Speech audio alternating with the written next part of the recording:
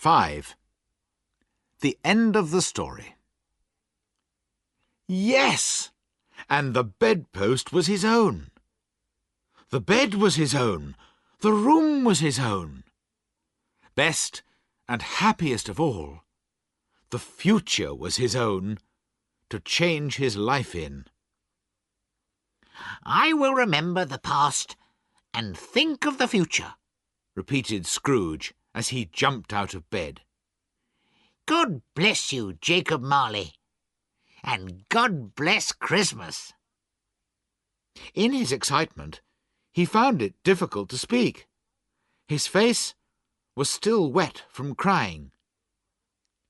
Here are my bed curtains, he cried delightedly. They aren't stolen, and I'm alive. Those were only shadows of things that may be. The future will be different. I know it will. All this time, his hands were busy, hurriedly putting on his clothes. He put his left foot in his right shoe, couldn't find the buttons on his shirt, and forgot to brush his hair. I don't know what I'm doing, said Scrooge, laughing and crying at the same time. A Merry Christmas to everybody. A Happy New Year to all the world. Hurrah! There's the door which Jacob's ghost came through. There's the corner where the ghost of Christmas present sat. There's the window where I saw the travelling ghosts. It's all true. It all happened. Ha, ha, ha, ha! Really, for a man who hadn't laughed for so many years, it was an excellent laugh. The father of a long line of excellent laughs. I don't know what day of the month it is, said Scrooge. I don't know how long I've been with the spirits. I don't know anything. I'm just like a baby. Never mind. I prefer being a baby. Hurrah! Just then, he heard the church bells ring out louder than he'd ever heard before. Running to the window, he opened it and looked out. No fog at all. A clear, bright, cold day. Golden sunlight, blue sky, sweet, clean air, merry bells. Oh, wonderful, wonderful. What's today? He cried, calling down to a boy in the street. Today? Replied the boy in great surprise. Why, it's Christmas Day. So I haven't missed it, thought Scrooge. The spirits have done it all in one night. He called down to the boy again. Hello, young man. Do you know the meat shop at the corner of the next street? Of course I do, replied the boy. What an intelligent boy, said Scrooge.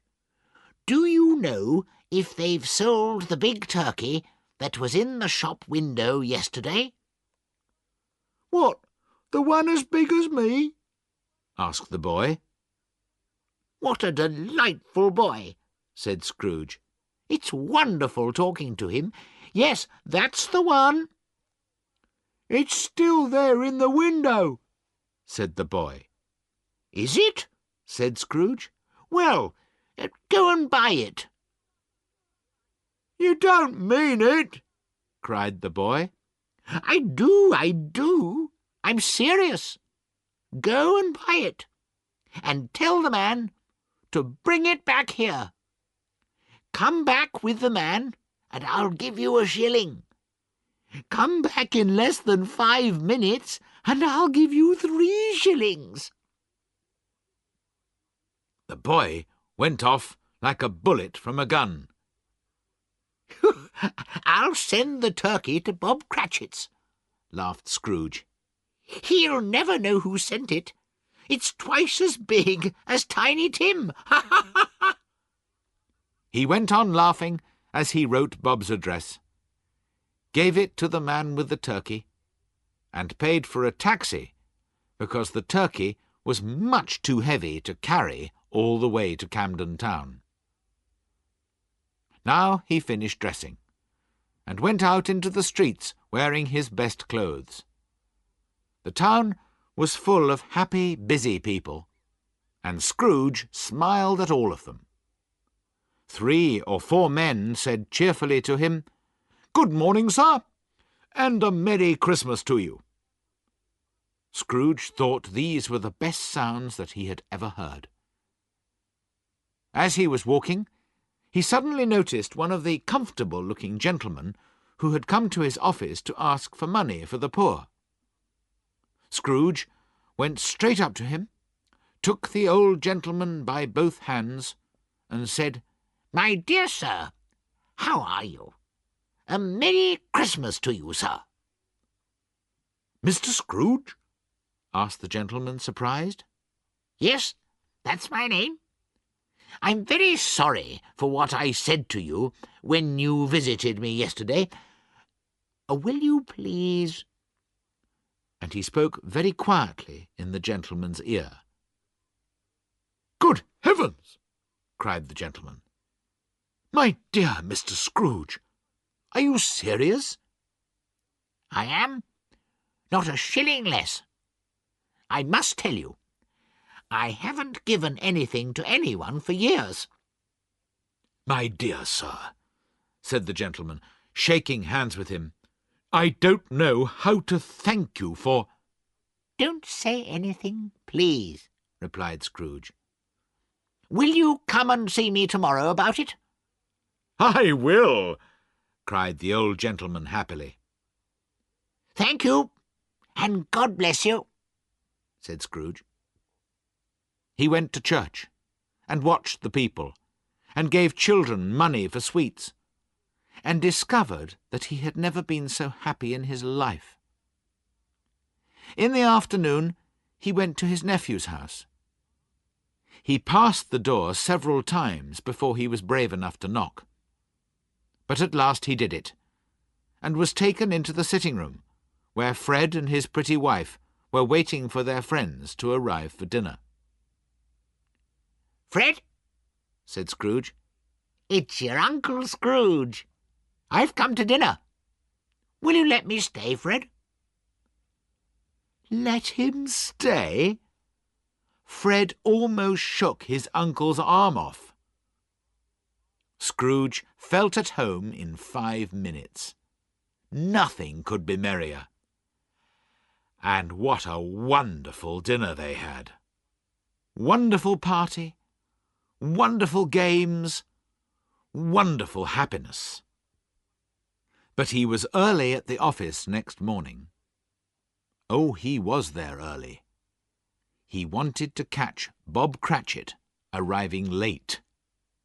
And he did. The clock struck 9. No Bob. 1/4 past. No Bob.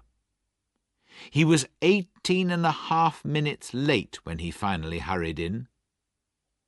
Scrooge was sitting with his office door open. "Hello," said Scrooge in his old, hard voice. "What do you mean by coming here so late?" "I'm very sorry, sir," said Bob. "I am late. It's only once a year. We were rather merry yesterday, sir." "Now, I'll tell you what, my friend," said Scrooge. "I'm not going to have this any longer. And so," he continued, jumping off his chair and shaking Bob's hand, "I'm going to pay you twice as much." Bob's face went white. For a second or two, he thought that Scrooge had gone crazy. "A Merry Christmas, Bob," said Scrooge, and it was clear that he meant it. "A merrier Christmas, Bob, than I've given you for a long time." I'm going to pay you well and help you with your family. And we'll discuss it all this afternoon over a Christmas drink, Bob. Put more wood on the fire at once, Bob Cratchit, and let's be comfortable. Scrooge did everything that he had promised, and more. To Tiny Tim, who did not die, he became a second father. He became as good a friend, employer, and man as anyone in London or in the world. Some people laughed to see the change in him, but he did not care. His own heart laughed inside him, and that was good enough for him.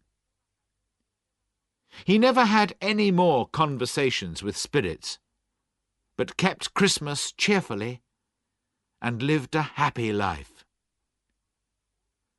That is what all of us want. And so, as Tiny Tim said, God bless us, everyone.